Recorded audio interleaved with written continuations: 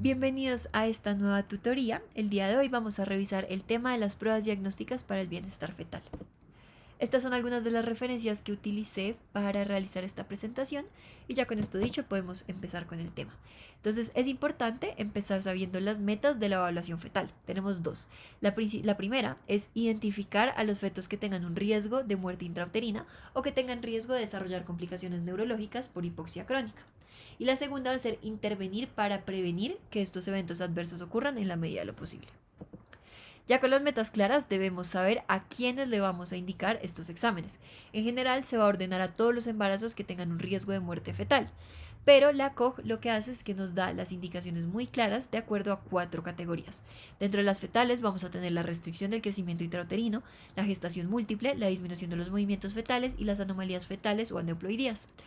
Luego tenemos las maternas que nos incluyen, la mayoría son patologías de la madre que van a ser hipertensión crónica, gestacional o preeclampsia, diabetes, lupus, síndrome antifosfolipídico, enfermedad de células falciformes, enfermedad renal, enfermedad de la tiroides, fertilización in vitro, abuso de sustancias, índice de masa corporal elevado previo al embarazo y una edad mayor a 35 años. Dentro de las obstétricas vamos a tener un mortinato previo, antecedentes de otros resultados adversos en el embarazo inmediatamente anterior, colestasis, término tardío y cero marcadores anormales. Y por último en las placentarias vamos a tener el desprendimiento de la placenta crónico, la basa previa, la inserción velamentosa del cordón, la arteria umbilical única, oligohidramnios aislado y polidramnios. Entonces ya entendiendo esto vamos a hablar como tal de las pruebas de bienestar fetal. Vamos a tener 3. La primera son los movimientos fetales percibidos por la madre, la segunda es la monitoría fetal y la tercera es el perfil biofísico. Empezando con los movimientos fetales percibidos por la madre, esto está fundamentado principalmente en que hay evidencia de que los movimientos fetales disminuyen como respuesta a la hipoxia. ¿Cuál es el problema de esta prueba? Es que es algo completamente subjetivo y esto nos lleva a que no haya un consenso sobre un límite de alarma que nos permita determinar cuándo ya es un signo, digamos que muy peligroso y cuándo no. ¿Qué pasa? Que las madres suelen percibir los movimientos desde la semana 20, pero esto va a depender mucho desde la contextura de la madre. Sin embargo, una vez ya estos sean constantes, es importante decirle a la mamá que en caso de una ausencia abrupta por más de 2 horas, la madre debe realizar la ingesta de algo frío o dulce y además realizar un estímulo, como ponerle música, moverlo, hablarle y así intentando despertar al bebé, ya que muchas veces la causa de estos movimientos, como de esta ausencia de movimientos abrupto, puede ser por el ciclo de sueño-vigilia. Ya la recomendación específica que da la guía colombiana es que si una madre percibe que se disminuyen los movimientos fetales después de la semana 28, se debe recomendar que guarde reposo en posición de cúbito lateral y se concentre en los movimientos fetales por 2 horas. Si durante esas horas no percibe más de 10 movimientos, bueno, 10 o más movimientos, debe asistir a un servicio de salud. Ya pasando esta prueba, vamos a hablar un poquito de la monitoría fetal. Lo primero que debemos saber de la monitoría fetal es el papel en el que se está imprimiendo pues digamos que el resultado. Entonces, en este papel vamos a ver principalmente la velocidad y también los cuadritos que nos van a representar los latidos. La velocidad suele ser 3 cuadros por minuto, como pueden ver acá, digamos que 3 cuadros grandes por minuto, acá hay 1, acá hay 2 y acá hay 3. O también puede ser un cuadro equivalente a 1 minuto. Y los cuadritos pequeños hacia arriba nos van a referir latidos y cada cuadrito suele ser 10 latidos. Ya con esto claro, vamos a empezar a ver los patrones que nos van a llevar a interpretar el resultado. Entonces, el primero va a ser la línea base de la frecuencia cardíaca fetal. Entonces, lo que vamos a ver en esta es un promedio o la media de la frecuencia cardíaca fetal cuando está estable durante 10 minutos. Además, durante este periodo o esta ventana de tiempo debemos excluir las aceleraciones, las desaceleraciones y los periodos de variabilidad marcada. ¿Qué es esto? Ya lo vamos a ver más adelante. Entonces, debemos evaluar estos 10 minutos y vamos a revisar si la línea base es normal o no. Decimos que es normal cuando tenemos una frecuencia de 110 a 160 latidos por minuto. Vamos a hablar de bradicardia cuando tenemos menos de 110 latidos por minuto y taquicardia cuando tenemos más de 160 latidos por minuto. En segundo lugar tenemos la variabilidad. La variabilidad básicamente son las fluctuaciones de la frecuencia cardíaca fetal, pero estas fluctuaciones excluyen las aceleraciones y las desaceleraciones. Lo que vamos a ver o lo que vamos a evaluar es la distancia entre cresta y valle y lo vamos a dividir en 4. La primera es la ausente oscilante, es que no hay ningún rango de amplitud. Luego tenemos la reducida, que es que hay un rango de amplitud, pero es menor a 5 latidos por minuto. La moderada o normal, que va a ser el rango de amplitud de 6 a 25 latidos por minuto. Y el aumentado, que va a ser el rango de amplitud mayor a 26 latidos por minuto. Luego tenemos las aceleraciones. Las aceleraciones van a ser un aumento abrupto de la frecuencia cardíaca fetal. Y esa amplitud va a depender, o pues vamos a evaluar esa amplitud de acuerdo a la edad gestacional. Si el bebé tiene 32 semanas o más, digamos que esta amplitud debe ser de 15 latidos por minuto por 15 segundos para decir que es una aceleración. Y si tiene menos de 32 semanas van a ser 10 latidos por 10 segundos y pues todo esto en menos de 2 minutos. Además es importante saber que podemos tener aceleraciones prolongadas. Esto es cuando ya duran más de 2 minutos, pero duran menos de 10 minutos, porque si ya duraran más de 10 minutos, lo consideraríamos un cambio en la línea base. Ahora vamos a hablar de las desaceleraciones. Dentro de las desaceleraciones vamos a tener 3, las tempranas, las tardías y las variables. Dentro de las tempranas, o pues digamos que la definición de las tempranas va a ser un descenso gradual y simétrico de la frecuencia cardíaca fetal, que está asociado a una contracción uterina. Lo más importante de esto es que inician y finalizan al tiempo con la contracción. Es decir, una vez inicia la contracción, empieza el descenso y cuando termina la contracción, termina o pues digamos que se vuelve a la línea base. La desaceleración tardía va a ser un descenso gradual y simétrico de la frecuencia cardíaca fetal asociado a una contracción uterina, al igual que la temprana, pero se diferencia en que está atrasada en el tiempo. ¿Eso qué quiere decir? Que una vez empieza la contracción uterina, la desaceleración no ha empezado, y cuando esta termina, la desaceleración continúa, es decir, va más tarde que la contracción uterina. Luego tenemos la desaceleración variable. Este es un descenso abrupto de la frecuencia cardíaca fetal, dura menos tiempo, menos de 30 segundos, que las otras duraban 30 segundos, y visualmente lo vamos a ver como una V, y suele ocurrir porque hay compresión del cordón umbilical. Luego tenemos la desaceleración prolongada, que va a ser la disminución de la frecuencia cardíaca fetal a partir de la línea base por más de 15 latidos por minuto con una duración mayor a 2 minutos, pero menor a 10 minutos, porque ya saben, si durara más de 10 minutos, eso quiere decir que la línea de base cambió, pero tiene que durar menos de 10 para considerarlo una desaceleración prolongada. Y en último lugar tenemos el patrón sinusoidal o en sierra. Este ocurre cuando tenemos una línea base de la frecuencia cardíaca fetal en forma de ondas, además ondas lisas, que suelen ser 3 a 5 por minuto y que es persistente por más o por 20 minutos o por más. Ahora vamos a hablar de 2 pruebas que nos permiten evaluar el bienestar del bebé. La primera es la prueba de estrés de contracción. ¿Qué vamos a evaluar en esta? La respuesta fetal frente al estrés que se genera por una contracción uterina.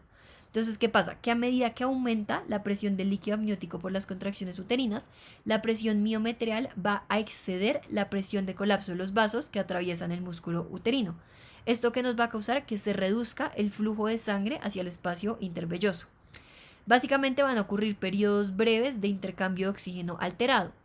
Y si yo tengo una patología uteroplacentaria, se van a provocar desaceleraciones tardías en el ritmo cardíaco fetal.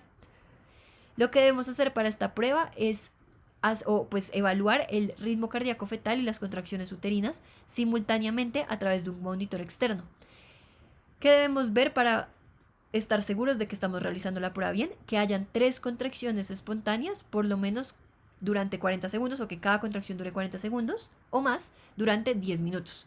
Si no tenemos esto, puede que sea necesaria la estimulación uterina.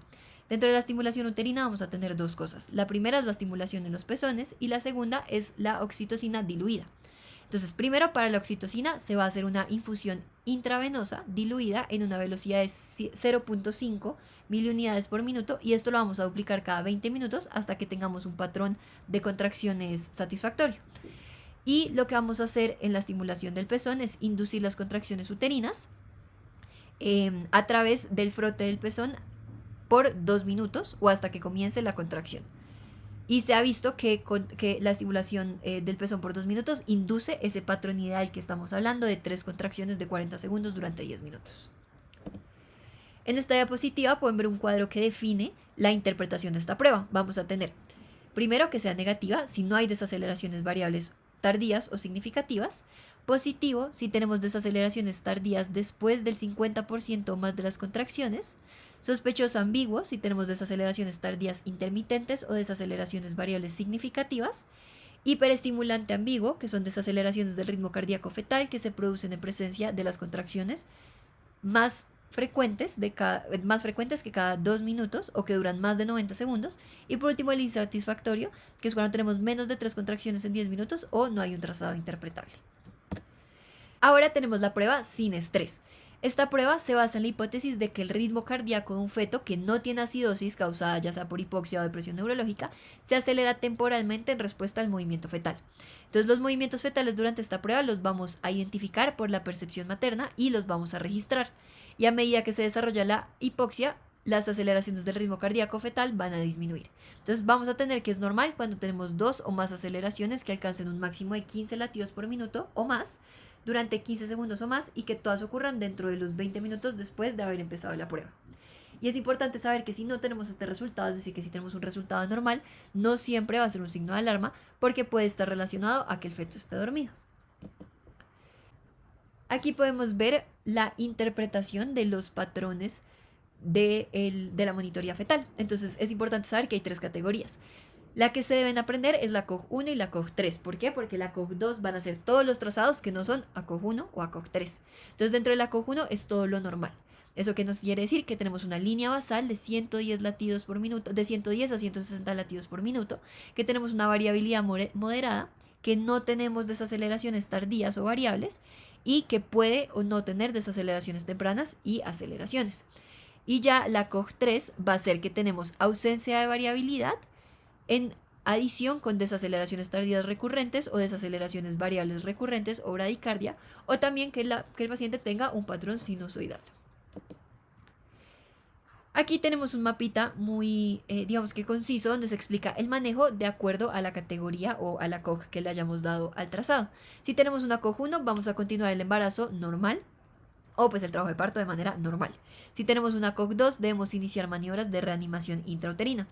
Estas maniobras están resumidas en esta tablita y se componen de 3 metas. La primera es promover la oxigenación fetal y el flujo uteroplacentario a través de 4 cosas. Iniciar la posición lateral, ya sea izquierda o derecha, administrar el oxígeno materno, administrar un bolo de líquidos de manera intravenosa y reducir la frecuencia de las contracciones uterinas. La segunda meta es reducir la actividad uterina y lo vamos a hacer mediante 2 cosas. La primera, suspender la oxitocina o los agentes de maduración cervical y administrar una medicación tocolítica. Y la tercera meta es aliviar la compresión del cordón umbilical y esto lo vamos a hacer a través de iniciar un reposicionamiento materno y iniciar amnioinfusión. ¿Qué pasa si estas medidas no funcionan? Vamos a considerar desembarazar a la paciente. Y ya por último, si tenemos una COG3, en estas pacientes debemos iniciar medidas de reanimación intrauterina, que son todas las que les acabo de mencionar, pero inmediatamente vamos a preparar a la paciente para desembarazarla. Y ya para terminar tenemos la prueba del perfil biofísico. Este está compuesto por 5 componentes. El primero son las aceleraciones de ritmo cardíaco en una monitoría fetal de una prueba sin estrés. El segundo es la respiración, el tercero son los movimientos, el cuarto es el tono y el quinto es el volumen de líquido amniótico. De este último me interesa mucho que sepan que es un marcador de hipoxia crónica, es decir, que si este está alterado, hablamos de que la hipoxia viene de tiempo atrás. Esta es una tablita que nos indica cómo debemos puntuar cada uno de los componentes. Es importante que sepan que podemos puntuarlo con 0 o con 2. Esas son las 2 opciones que tenemos. Entonces, la prueba sin estrés la vamos a puntuar con 2 si tenemos 2 o más aceleraciones de 15 latidos por minuto durante 15 segundos en un periodo de 20 a 40 minutos. Si tenemos 1 o 0 aceleraciones, lo puntuamos con 0. En la respiración fetal, si tenemos 1 o más episodios de respiración rítmica durante 30 o más segundos en 30 minutos, lo puntuamos como 2. Si tenemos menos de 30 segundos de respiración rítmica, lo puntuamos como 0. Dentro de los movimientos, si tenemos 3 o más movimientos moderados del cuerpo o de las extremidades en 30 minutos, lo puntuamos como 2. Si tenemos menos de 3 movimientos, lo puntuamos como 0.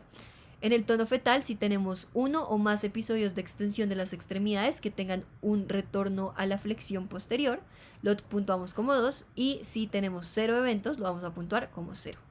Y por último, el volumen de líquido amniótico. Si tenemos una bolsa de 2 por 2 centímetros, lo vamos a puntuar como 2. Y si la bolsa vertical es menor a 2 centímetros, lo vamos a puntuar como 0.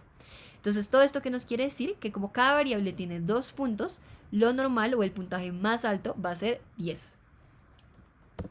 Ya con eso podemos interpretar este examen. Si tenemos 10, como ya les dije, el feto está normal, no está asfixiado y podemos continuar como viene el embarazo. Si la paciente tiene 8 de 10, pero tiene el líquido amniótico normal, vamos a decir que el feto está normal y no está asfixiado y no tenemos ninguna indicación para intervenir. Lo mismo ocurre en caso de que tengamos un 8 de 8 porque la prueba de no estrés o la prueba sin estrés no se realizó.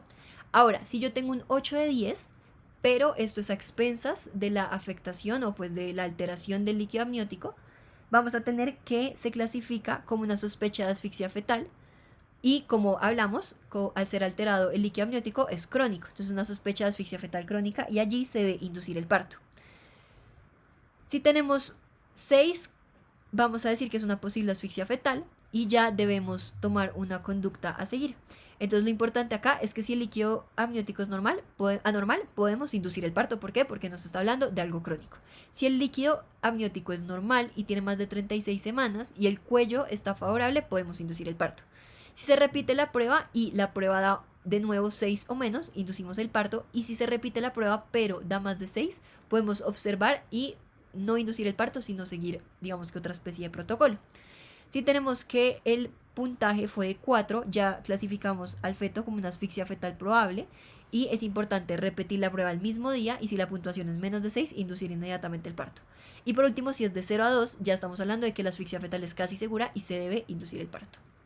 Ya con esto terminamos la presentación. Cualquier duda que tengan me pueden escribir y estoy disponible para resolverla. Espero que les haya servido.